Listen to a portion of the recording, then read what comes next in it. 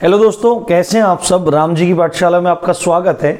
उम्मीद करता हूं कि आपकी तैयारी बहुत अच्छी चल रही होगी। जैसा आप सबको बताया कि एनटीपीसी का एग्ज़ाम आ चुका है, उससे पहले अभी मिनिस्ट्रियल के एग्ज़ाम भी चल रहे हैं और उसके बाद ग्रुप डी का एग्ज़ाम होना है, यूपी टेट का, सुपर टेट का और सी टेट और भी बहुत सारे एग्ज़ाम हैं। जैसे लेखपाल की नोटिफिकेशन आने वाली है, साथ में आपका यूपी एसआई की नोटिफिकेशन आने वाली है। तो आप अच्छे से तैयारी में लगे रहिए।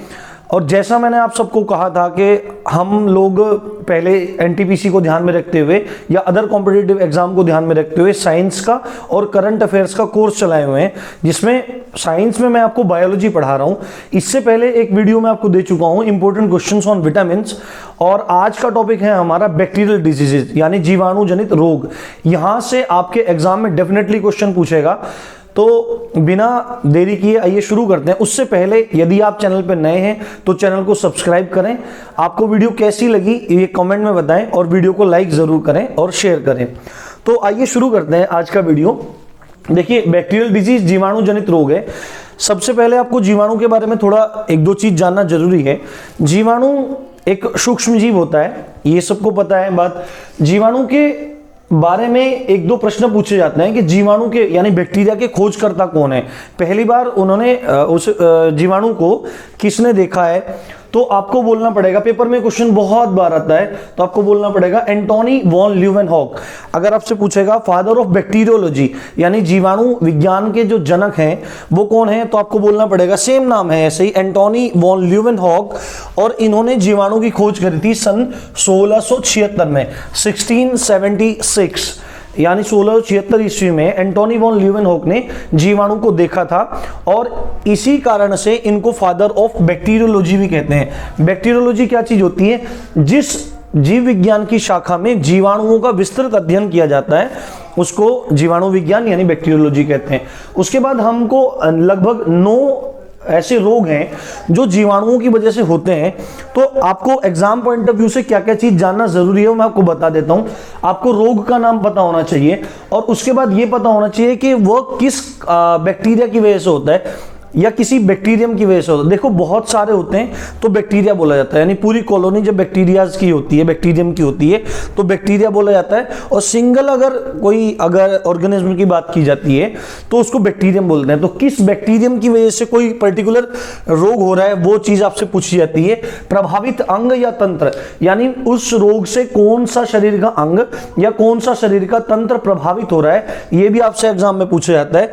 और उपचार भी आपसे पूछा जाता है। उपचार में कि क्या उपचार दिया जाता है, क्या इसके प्रिकॉशंस हैं, पहले रोग ना हो उसके लिए क्या प्रिकॉशन बरते जाते हैं, अगर रोग हो जाता है तो उसके साथ क्या उपचार किए जाते हैं। तो आइए शुरू करते हैं। देखिए, पहला रोग है हैजा। हैजा रोग जो होता है उसमें आदमी को उल्टी दस्त लगते हैं और बॉडी डिहाइड्रेट हो जाती है, पानी सारा बॉडी से बाहर निकल जाता है और बॉडी डिहाइड्रेट होने के कारण सेल्स मरने लगती हैं।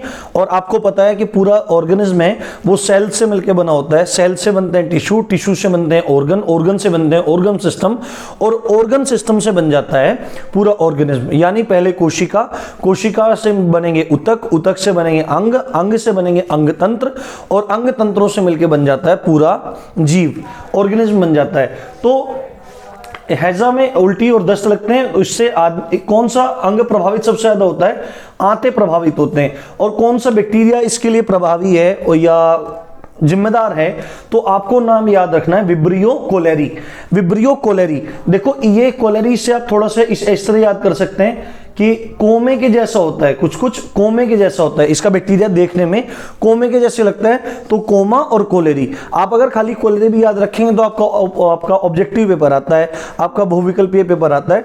तो आप कोलेरी कोमा, कोलेरी कोमा, कोलेरी कोमा, आप इस तरह करके हैजे का नाम याद कर सकते हैं। हैजे को इंग्लिश में बोलते हैं कोलेरा। तो प्रभावित अंग क्या होता है? आंतें। और इसका उपचार क्या है? उपचार है रिहाइड्रेशन। रिहाइड्रेशन थेरेपी होती है। देखो डिहाइड्रेशन का मतलब क्या होता है कि बॉडी में से पानी का निकल जाना। तो इसमें यदि बीमार की या रोगी की जान बचानी है तो उसकी बॉडी को पानी के साथ बूस्ट किया जाता है, खूब उसकी बॉडी को पानी दिया जाता है, जिससे वो डिहाइड्रेट होने के बजाय रिहाइड्रेट हो जाती है और रोगी बच जाता है। साथ में उसको एंटीबायोटिक्स भी दिए जाते हैं। सबसे पहला एंटीबायोटिक कौन सा था तथा वह किससे प्राप्त किया जाता है, आप मुझे कमेंट में जरूर बताएं। उसके बाद आगे दूसरा जो रोग है यह है डिप्थीरिया। डिप्थीरिया होता है और डिप्थीरिया में जो तंत्र प्रभावित होता है वो है श्वसन तंत्र, यानी कि इसमें सांस में प्रॉब्लम होने लगती है, सांस लेने में प्रॉब्लम होने लगती है। और आपको इसका नाम याद करने में काफी कोई दिक्कत नहीं होने वाली है। देखिए ज्यादातर जो रोग का नाम है वो आपको बैक्टीरिया के नाम में से ही मिल जाएगा। अगर डिप्थीरिया है तो ये किसकी वजह से हो रहा है, ये हो रहा है साल्मोनेला डिप्थीरी। आपको अगर डिप्थीरी भी याद रहेगा और थोड़ा सा भी अगर ये थोड़ा दिमाग में टच रहेगा कि साल्मोनेला डिप्थीरी इस तरह से कुछ रहेगा तो आपका क्वेश्चन सही हो जाएगा। तो डिप्थीरिया होता है साल्मोनेला डिप्थीरी की वजह से, और इसका जो उपचार है वो है डीपीटी का टीका। देखिए डीपीटी का टीका अभी यहाँ पे भी लिखा है मैंने, साथ में मैंने काली खांसी पर्ट्यूसिस या वूपिंग कफ भी बोलते हैं उसमें भी लिखा है। आगे जाके आपको एंड में बताऊंगा इसका फुल फॉर्म क्या है। तो आपको क्या याद रखना है, डिप्थीरिया साल्मोनेला डिप्थीरी, श्वसन तंत्र प्रभावित होता है और डीपीटी का टीका लगाया जाता है। उसके बाद जो तीसरा रोग है वो है काली खांसी। काली खांसी होता है, बोला कुकुर खांसी के कुत्ते के जैसी खांस रहा है भाई, कुत्ते के जैसी खांसी हो रही है, काली खांसी हो रही है। इंग्लिश में बोलते हैं पर्ट्यूसिस और वूपिंग कफ। वूपिंग कफ इसका नाम है। इसका कारक क्या है, देखो मैंने बोला था ना आपको पर्ट्यूसिस नाम है, नाम में से ही बैक्टीरिया का नाम निकल आएगा या बैक्टीरिया के नाम से ही आप रोग का नाम याद रख सकते हैं। तो काली खांसी बोर्डीटेला पर्ट्यूसिस, इसके बैक्टीरिया का नाम है बोर्डीटेला पर्ट्यूसिस। और क्योंकि खांसी है तो क्या प्रभावित होगा, श्वसन तंत्र प्रभावित होगा, और इससे बचने का भी जो उपचार है या प्रिकॉशन है वो डीपीटी का टीका ही है। ये तीसरा हुआ। चौथा है टीबी, मोस्ट फेमस है, काफी लोगों को होती है, इंडिया में बहुत सारे लोग इससे प्रभावित हैं।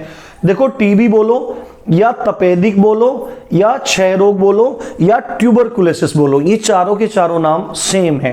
पेपर में अलग अलग नाम से पूछा जाता है, कई बार क्षय रोग पूछा जाता है, कई बार तपेदिक लिख दिया जाता है, कई बार टीबी लिख दिया जाता है, कई बार ट्यूबरकुलोसिस लिख दिया जाता है। चारों के चारों रोग एक ही, चारों के चारों नाम एक ही रोग के हैं। और देखो नाम से ही पता लग रहा है, टीबी है, ट्यूबरकुलोसिस, अब इसका बैक्टीरिया है माइकोबैक्टीरियम ट्यूबरकुलोसिस। क्या नाम है, माइकोबैक्टीरियम ट्यूबरकुलोसिस।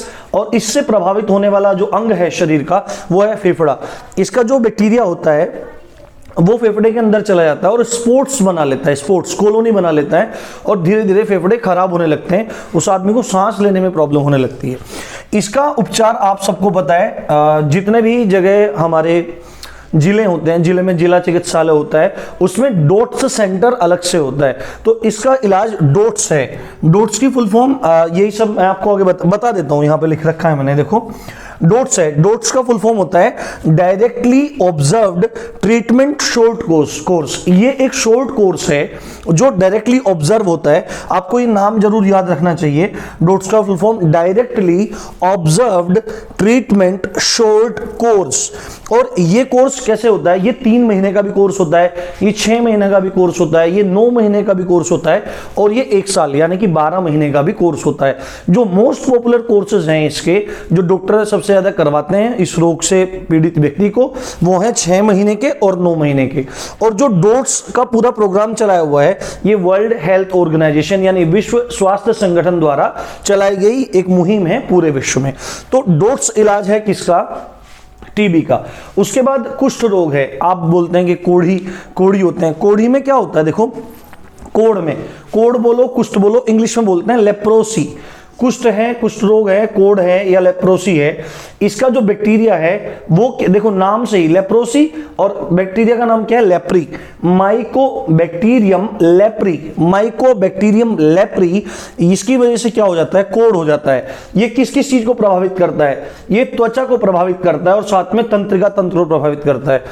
किसी भी व्यक्ति को यदि हाथों की या पैरों की कोई पर्टिकुलर जगह पे सुन्नपन फील हो रहा है, यानी उसको पॉइंट से ऐसे पेन से टच करके देख रहा है, खासकर उंगलियों के बीच में और हाथों के बीच में सबसे ज्यादा इस एरिया में, और पैरों में भी जो उंगलियों के पीछे का एरिया होता है वहां पे अगर सुन्नपन फील हो रहा है तो ये लक्षण हो सकता है लेप्रोसी का। और लेप्रोसी एक ऐसा रोग है, और ट्यूबरकुलोसिस, जो कांटेक्ट में आने से फैलते हैं, रोगी के कांटेक्ट में आने से फैलेंगे।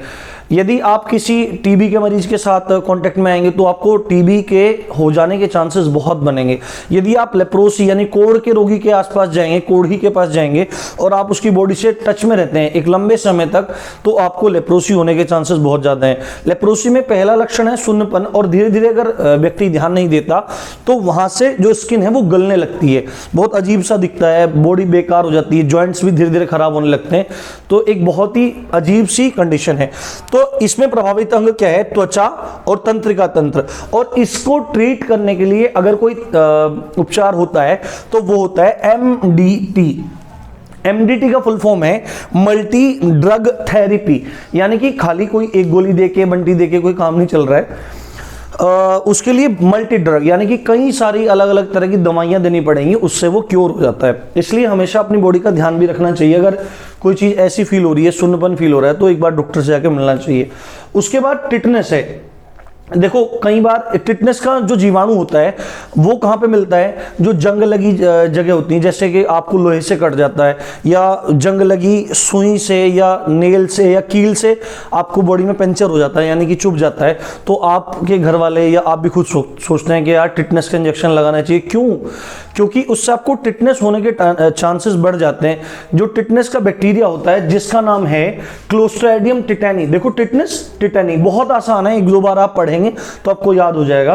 क्लोस्ट्राइडियम टिटैनी ये कहां पे मिलता है? ये खुली जगहों पे मिलता है, खासकर पानी वाली जगहों पे मिलता है। तो इसका एक नाम और भी है। टिटनेस में क्या हो जाता है? इसका नाम है धनुष टंकार, यानी रोगी की स्थिति कैसी हो जाती है? वो धनुष की तरह से उठ जाता है। जब बहुत ज्यादा क्रिटिकल अवस्था में पहुंच जाता है तो एक धनुष की जैसी आकृति उसकी हो जाती है। तो इसको धनुष टंकार भी कहते हैं, टिटनेस। और इसके बैक्टीरिया का नाम है क्लोस्ट्राइडियम टिटैनी। और इससे प्रभावित कोई तंत्र है तो वो है तंत्रिका तंत्र।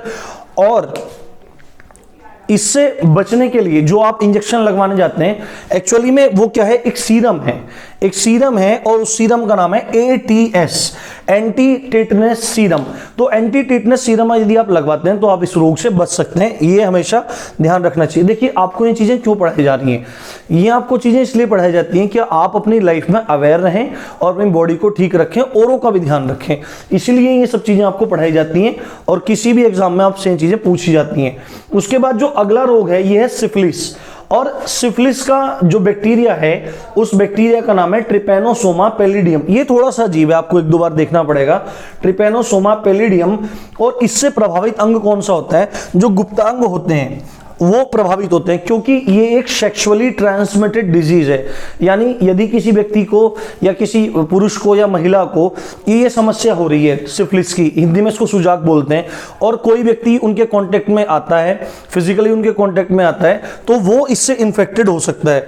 और इसमें इस रोग में क्या होता है? गुप्तांगों में सूजन आ जाती है और क्या होता है? पस बनने लगती है, बड़ी भयंकर स्थिति होती है।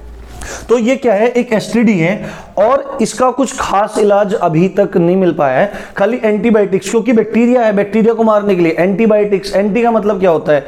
विरोध करने वाला। बायोटिक्स क्या है? कि बैक्टीरिया का विरोध करने वाली, जो बॉडी में जाके बैक्टीरिया को मार देगी, तो ये स्थिति बनती है। तो एंटीबायोटिक्स इसका इलाज है, एंटीबायोटिक्स दे के ही आदमी को ठीक किया जाता है। उसके बाद टाइफाइड, आप सुना होगा टाइफाइड का बुखार चल रहा है भाई, 1 महीने तक पड़ा हुआ है, सूख गया, लकड़ी हो गया बिल्कुल। पर ऐसा, इसके बारे में थोड़ा जानना जरूरी है। टाइफाइड देखो, टाइफाइड और टाइफी, इसके बैक्टीरिया का नाम है टाइफी। तो टाइफाइड का जो बैक्टीरिया है वो साल्मोनेला टाइफी। और इसमें ये मोस्ट इंपॉर्टेंट, ये आपसे पूछा जाता है काफी बार कि टाइफाइड में शरीर का कौन सा अंग प्रभावित होता है, तो आपको बोलना पड़ेगा आंतें, इंटेस्टाइन आपकी प्रभावित होती हैं। तो आंतें प्रभावित होती हैं। साल्मोनेला टाइफी इसका नाम है।